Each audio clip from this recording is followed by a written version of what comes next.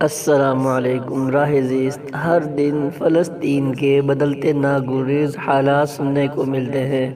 کوئی دن خالی نہیں گزرتا جس دن معصوم کلیوں کا خون نہ بہایا گیا ہو۔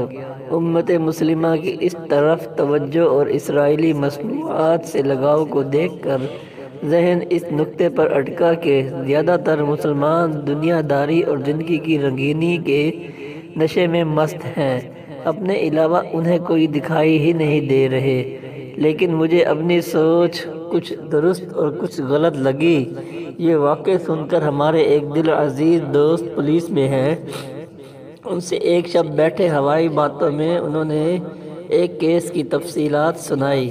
واقعہ سن کر ہمارے رونگٹے کھڑے ہو گئے۔ انہوں نے کہا کہ 15 پر کال ڈیوٹی ہے۔ ایک روز کال آئی، آگے سے بات کرنے والے صاحب نے ہڑبڑاتی ہوئی آواز میں کہا کہ 5 لوگ ہمارے گھر آئے، انہوں نے میری والدہ ماجدہ کے ساتھ زیادتی کی اور چلے گئے، عذرا کرم ہماری مدد کیجیے۔ وہ کہنے لگے، میں نے فوراً پولیس کی ایک نفری ان کی طرف روانہ کر دی۔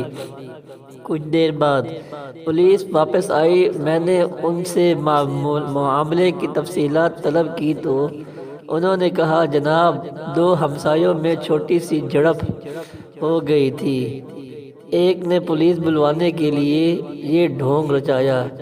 حیرانی ہوئی کہ لوگ اس حد تک گرے ہوئے ہیں کہ ماں جیسی مقدس ہستی کی عزت کو تار تار کرنے میں عار محسوس نہیں کرتے۔